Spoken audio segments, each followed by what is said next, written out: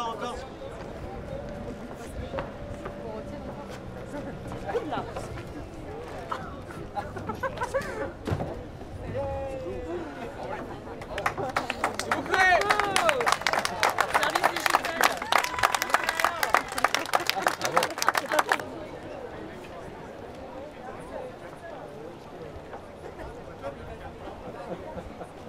C'est un bon moment. On peut vraiment l'applaudir en tous les cas.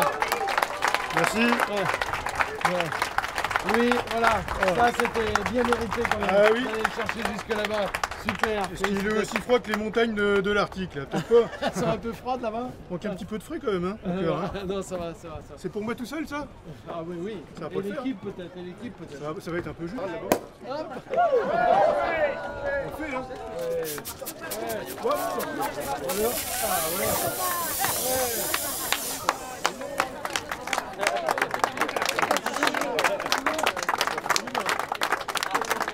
Pas une boucle d'alcool depuis 10 jours quand même hein. Bah écoute, déjà je suis content d'avoir fini ce parcours, en tout cas au moins aller jusqu'à la porte en Islande puis revenu. Ça fait une première étape vers le Vendée Globe, c'était ça l'objectif. Et puis finalement ça s'est pas si mal passé que ça en termes de performance je crois.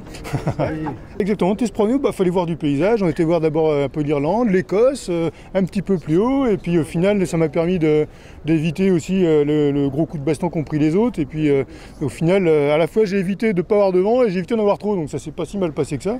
Et puis là-haut j'arrive je crois 8ème, donc c'est pas mal, il y a quand même 2 bateaux à dérive devant moi, donc il y en a 2 de trop. Mais ils ont très bien navigué, ils ont fait une trajectoire parfaite et c'était génial de voir ça. Comment ça on subit rien du tout, nous ça va pas, on choisit tout là.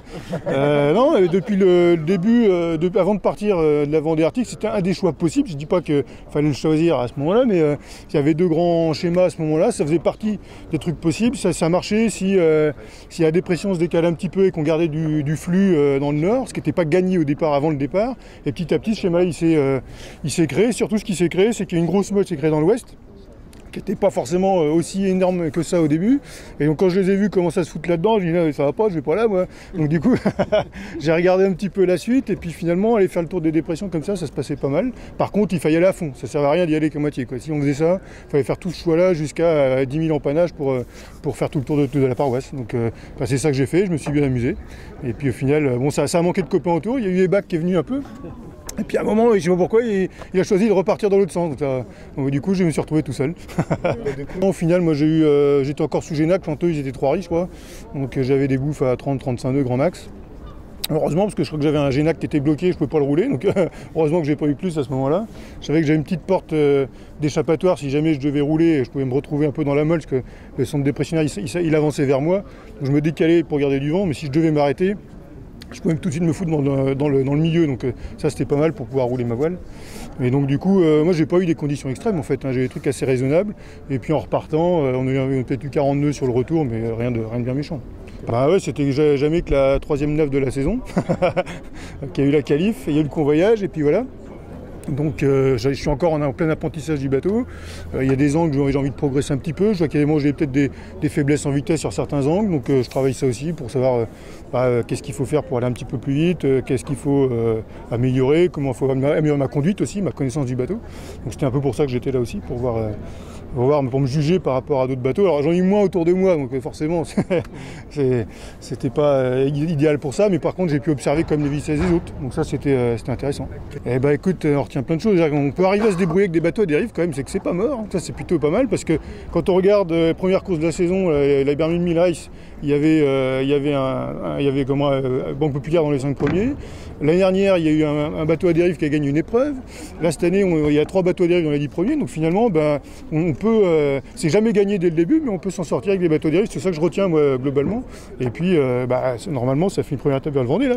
C'est ça qui est important, là. Eh ben bravo en tout cas. Eh ben merci bien. Bravo. Merci. Bravo. Allez, merci de m'accueillir. Avec plaisir.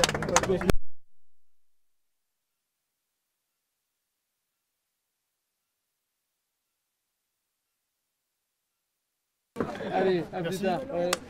Allez, merci. On s'en revoit. Mesdames et messieurs, Louis Duc, s'il vous plaît.